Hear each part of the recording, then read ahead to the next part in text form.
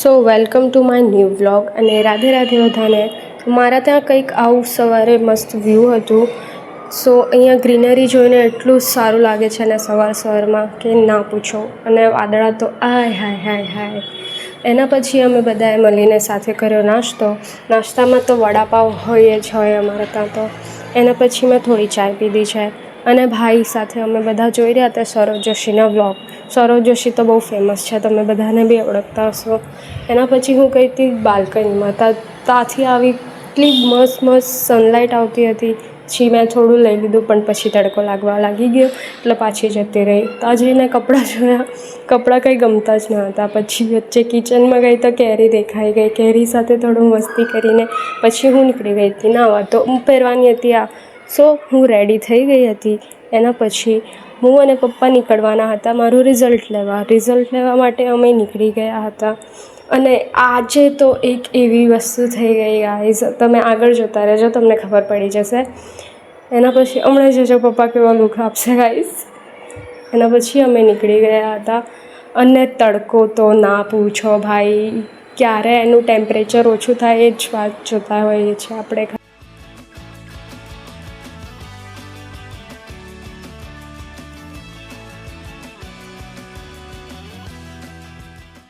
આજકાલ અમારા વાપીમાં બહુ ઘણી બધી નવી વસ્તુઓ ડેવલપ થઈ રહી છે ગાઈઝ, તમે જોઈ શકો છો વિડીયોમાં. મોસ્ટ ઓફ તો હમણાં બધા રોડ તમે જોશો કન્સ્ટ્રક્શન બધું એવું જ બધું ચાલુ હતું. અને કાલે આવ્યા હતા અમારા મોદીજી. તમે યકીન નહીં કરો ગાઈઝ, એક દિવસમાં બધું સાફ. અને અમારા આટલા દિવસથી અમને પ્રોબ્લેમ થતી હોય તો કોઈને નથી દેખાતી. મોદીજી એટલા એક દિવસમાં બધા રોડ સાફ. કેવા લોકો છે કંઈ સમજ જ નથી પડતી. હા, અને જે વેબસાઇટ ગયું છે ને એ જોઈને તો મને કપડાં લેવાનું મન જ થઈ જાય છે, બટ લેવાતા નથી કેમ કે એ કપડાં ખૂબ જ બધા છે. તમે જોયું આગળ બી, એટલે મમ્મી મને મારી નાખશે અગર હું કપડાં લેવા ગઈ તો, એટલે કેન્સલ. સો પછી આગળ અમે જતા ગયા.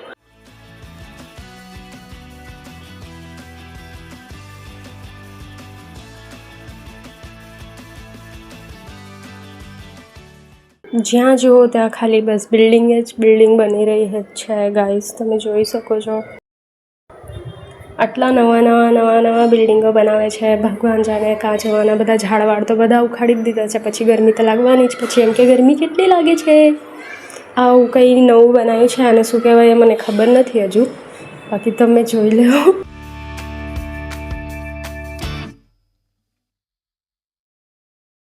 એક તો આટલી ગરમી, એમાં પાછું આવી રીતના ઊભું રહી જવું પડે એટલે તો દિમાગ સટકી જ જાય છે ગાઈસ. આંટી જતા તો હતા આવી રીતે બેસીને, પણ હું વિચારતી હતી કંઈ ગબડી ના જતા આંટી, ને તો લોચા થઈ જશે.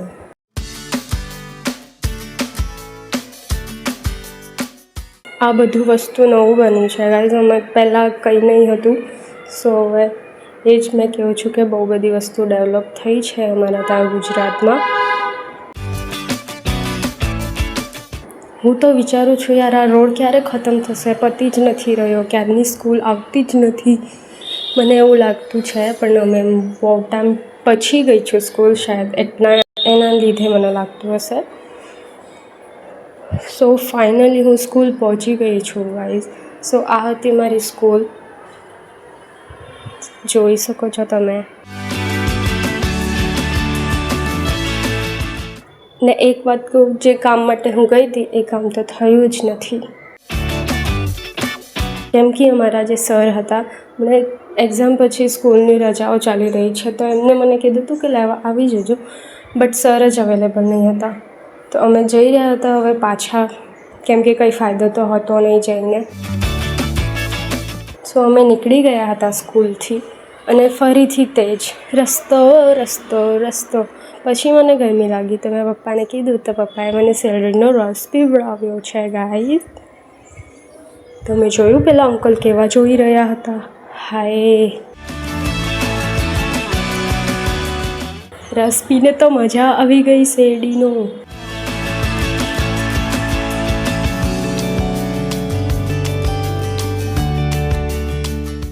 આ હું કેમ હસી કેમ કે હું અડધો બધો રસ પપ્પાના ગ્લાસમાં નાખી દીધો હતો અને પપ્પા કે જ્યારે તારે પીવો જ નહીં હતો તો મને તું લઈને આવી શું કામ.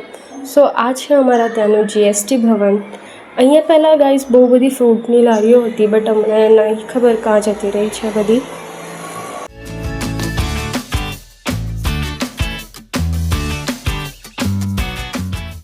સો આ થયું હતું ગાઈસ કે પેટ્રોલ જ પતી ગયું હતું, તો પછી અહીંયાથી મારે ચાલતું જવું પડ્યું હતું. અને તમે જોઈ શકો છો કે પપ્પાને ગાડી કઈ રીતના લઈ જવી પડી, કેમ કે ત્યાંથી કંઈ હતું જ નહીં પેટ્રોલ પંપ વગેરે. અને અહીંયા હું પહોંચી ગઈ હતી ઘરે. ઘરે આવીને સૌથી પહેલાં પાણી પીધું છે ભરાભર.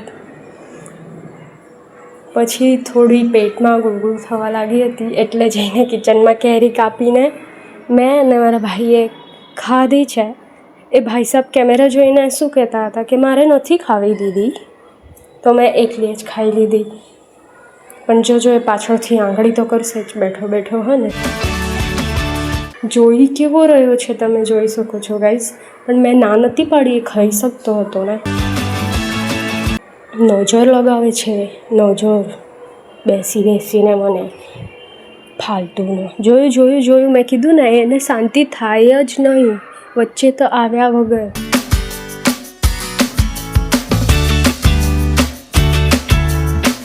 પણ કેરી ખાવાની જો મજા આવે.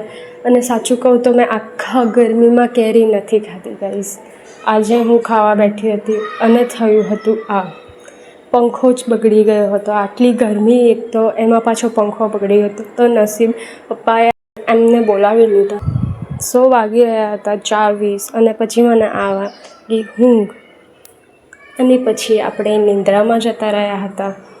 સો ઉઠી હું 5:30 વાગે.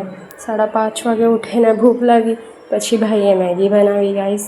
મેગી બનાવીને થોડું ખાધું ત્યારે જઈને મને સારું લાગી રહ્યું હતું, કેમ કે ભૂખ તો કોઈને પણ સહન ના થાય. જે ફૂડી હશે મોસ્ટ ઓફ એ લોકોને ખબર હશે કે ભૂખ લાગે ત્યારે કેવું થાય છે. બાકી તો હું ફૂડી નથી, પણ મને જ્યારે ભૂખ લાગે એટલે ખાવાની જોઈએ એટલે જોઈએ જ છે. ને તો મારું દિમાગ માનસિક સંતુલન થોડું આમ ફરી જાય છે લાઈક.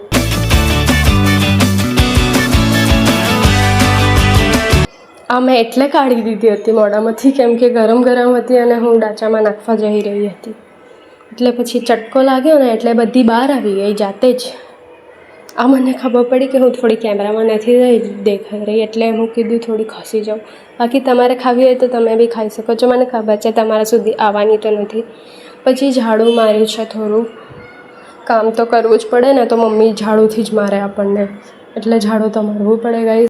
સો આજના માટે આટલું જ ગાઈસ. બાકી વિડીયો સારો લાગે તો લાઇક, શેર એન્ડ સબસ્ક્રાઈબ જરૂરથી કરજો.